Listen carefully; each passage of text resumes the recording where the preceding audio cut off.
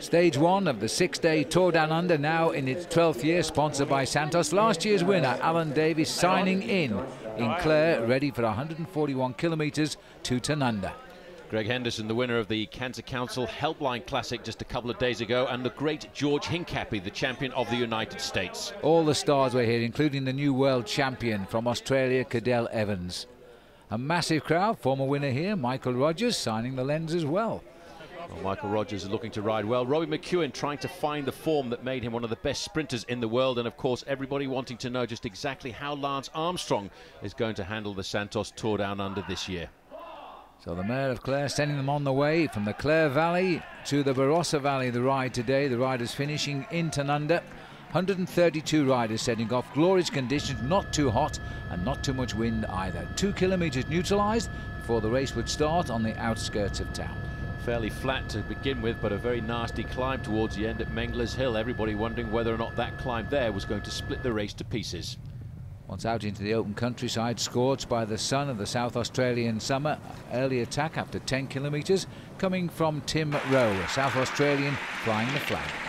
Well, high speeds in the main field and joviality along the route, because everybody was enjoying the passage of the Tour Down Under through their county.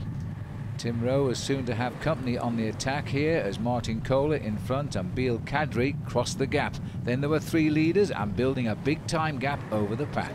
Building a maximum time advantage of 9.5 minutes over the front end of the main field, and when the gap started to get to that amount, the main field started to get just a fraction concerned, because there were many sprinters who wanted to have a day, showing why they're known as the gladiators of the route. But the field themselves are shaken by an early crash soon after the start. Love you, Lance Armstrong. Cadel Evans, one of the fallers. He'd broken a shoe, but other than that, he was okay. The riders happy to allow the 3 leaders to run, and by the time they got down to Riverton for the sprint after 45 kilometres, they were leading by 9 minutes and 45 seconds. A small bonus time in the Jayco sprint going to Martin Kohler.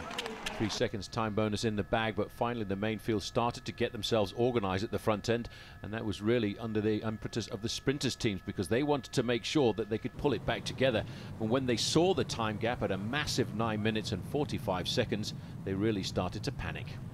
There wasn't any real surprise about this, because the big bunch were allowing these 3 riders to run and probably targeting Mengler's Hill as the place to bring them back. By the time they got to Kapunda at 74 kilometres, the Jayco sprint again the same order.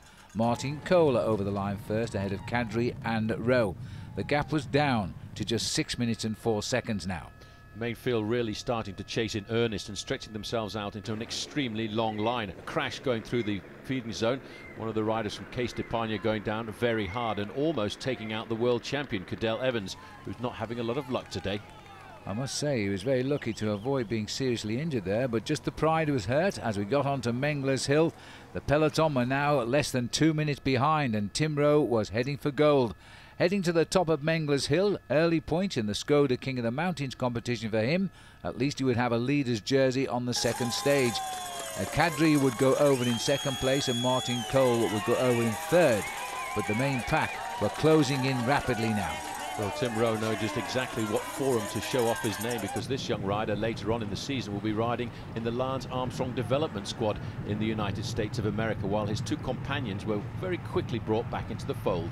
Just one rider out front. Tim Rowe, the South Australian, trying to hold them off. He was still trying to go for gold. 27 kilometres to run away from the mountain down into Tanunda. The field itself had reduced in size from 132 to just 90 riders as they're lining up for the sprint finish. It was HTC Columbia who were taking control of the chain at the front. As they came up towards the line, though, HTC had been washed away except for one rider on the left of our picture as we look.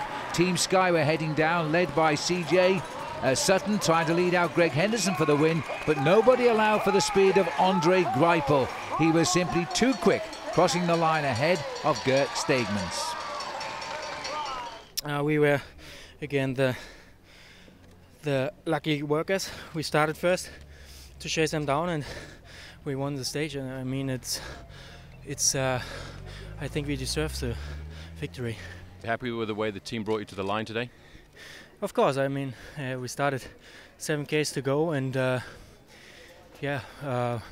lead old man Matthew Goss had problems with the derailleur, so I had Bernhard Eisel in front of me, and it worked pretty good.